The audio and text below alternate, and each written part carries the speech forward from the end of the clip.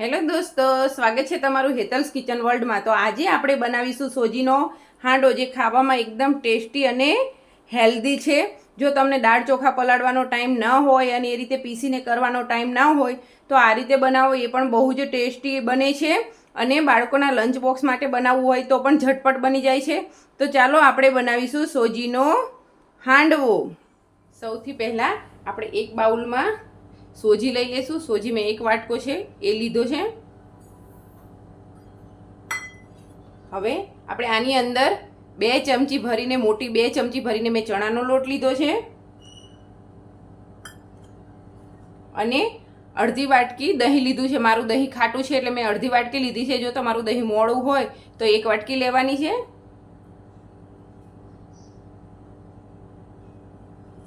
હવે હું આ વાટકીમાં જ પાણી નાખી થોડું પાણી એડ કરી દઈશ।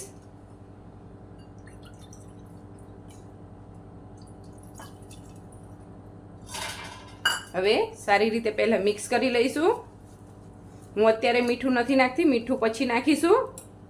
જેમ જેમ પાણીની જરૂર જણાય એમ પાણી આપણે એડ કરતા જઈશું।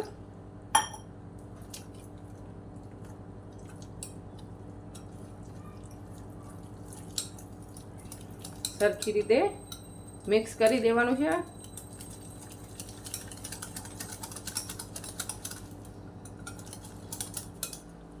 સોજી છે એટલે સોજી આપણું બધું જ પાણી શોષી લેશે, એટલે હજુ હું થોડું પાણી એડ કરીશ।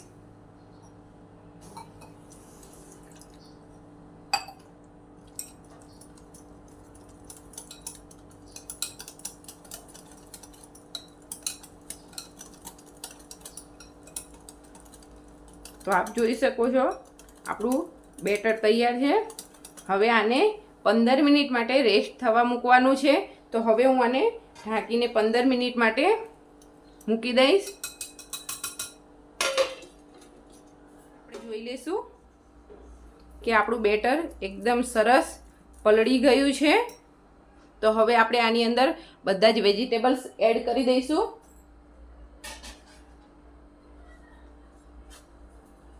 મેં વેજીટેબલ્સ બધા કટ કરી લીધા છે। મેં ગાજર છીણીને લીધું છે, કોબીજ લીધી છે છીણીને, લીલા ધાણા, દૂધી છીણીને લીધી છે, કારણ કે હું આમાં સોડાનો ઉપયોગ નથી કરવાની એટલા માટે મેં દૂધી લીધી છે।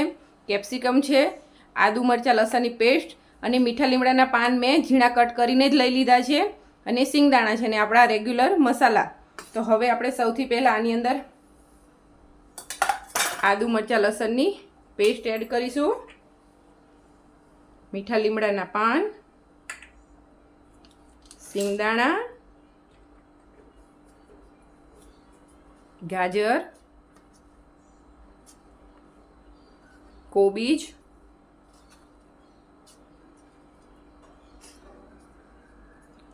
લીલા ધાણા, દૂધી, એકદમ નાની દૂધી હતી એ મેં છીણીને લઈ લીધી છે, અને કેપ્સિકમ। જ્યારે આપણે બેટર તૈયાર કર્યું ત્યારે મેં આમાં મીઠું એડ નથી કર્યું, તો હવે આપણે આની અંદર મીઠું પણ એડ કરી દઈશું।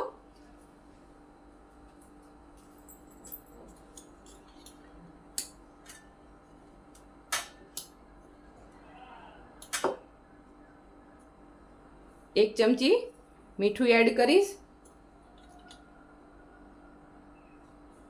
બીજું ઉપરથી થોડું એડ કરીશ। હવે આને સરખી રીતે આપણે મિક્સ કરી દેવાનું છે। જો અત્યારે પાણીની જરૂર આપણને લાગે તો આની અંદર આપણે પાણી એડ કરવાનું છે, કારણ કે હજુ દૂધીમાંથી પાણી છૂટશે। તો આપ જોઈ શકો છો થોડું પાણી નાખવાની આપણે જરૂર છે, વધારે નથી નાખવાનું। મેં થોડું પાણી એડ કર્યું છે। હવે સરખી રીતે મિક્સ કરી દઈશું।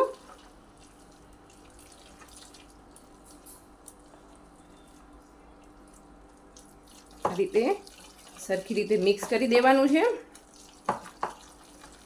હવે આની અંદર આપણે રેગ્યુલર મસાલા કરી દઈશું। હું 1 ચમચી ખાંડ એડ કરું છું। જો તમને ન ભાવતી હોય તો તમે સ્કીપ કરી શકો છો, પણ આપણા હાંડવામાં થોડી ખાંડ હોય છે, ખાટા મીઠા હોય છે। અડધી ચમચી હળદર પાવડર,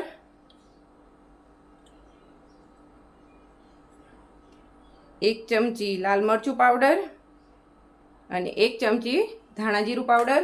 જો તમને ગરમ મસાલો ભાવતો હોય તો એ પણ તમે આની અંદર એડ કરી શકો છો. આની અંદર પછી મકાઈના દાણા પણ એડ કરી શકાય છે. મારી પાસે નથી તો મેં એડ નથી કર્યા. અને આ હાંડવો વેજીટેબલથી ભરપૂર છે એટલે હેલ્ધી પણ બહુ છે અને ઝટપટ પણ બની જાય છે. તો આપણે આને સરખી રીતે મિક્સ કરી દઈશું. હવે હું થોડી પાણીની જરૂર હજુ મને લાગે છે તો હું પાણી એડ કરી દઈશ. અને આ ટાઈમે તમારે મીઠું ચેક કરી લેવાનું. જો ઓછું લાગે તો એડ કરી દેવાનું. સરખી રીતે આપણે આને મિક્સ કરી દઈશું.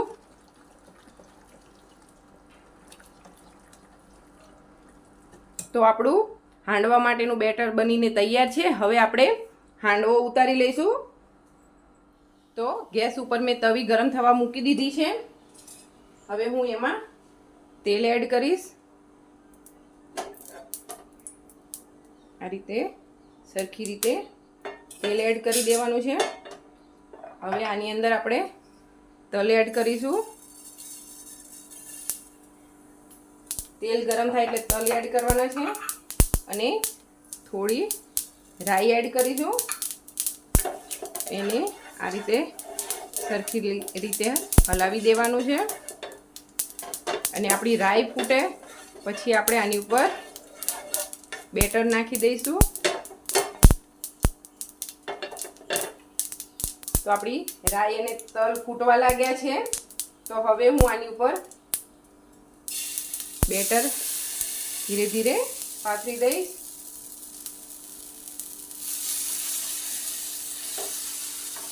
આ રીતે આપણે બેટરને પાથરી દઈશું.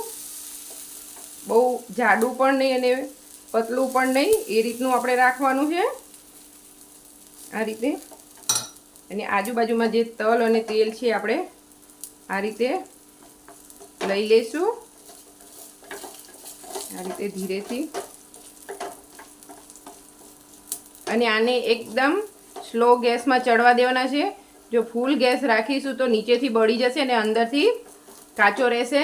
તો હવે આપણે આને એકદમ સ્લો ગેસે ઢાંકીને થવા દેવાનું છે.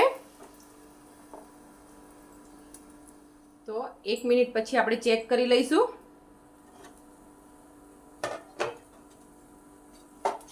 આ રીતે ધીરેથી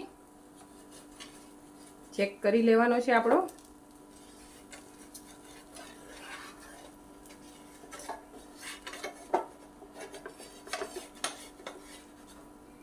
તો અલગ થઈ ગયો છે. ફ્લિપ કરી દઈશું. જોઈ શકો છો કે આપણો એક બાજુ શેકાઈ ગયો છે સરસ. હવે આને બીજી બાજુ પણ 1 મિનિટ માટે શેકાવા દઈશું.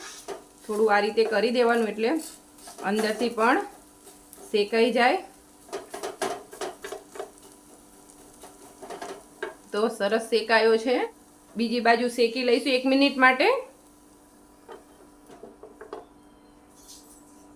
તો 1 મિનિટ પછી આપણે પાછું ચેક કરી લઈશું.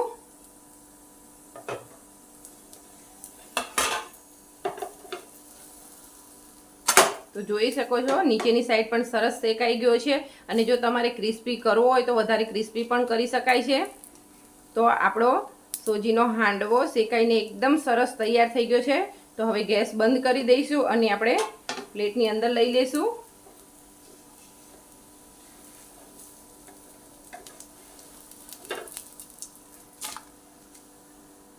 તો આપ જોઈ શકો છો કે આપણો સોજીનો હાંડવો કેવો સરસ બની ગયો છે.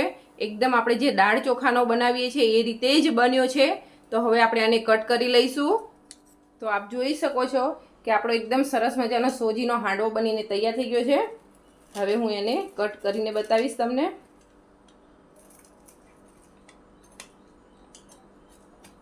બીજા કટરથી હું એને કટ કરી લઈશ.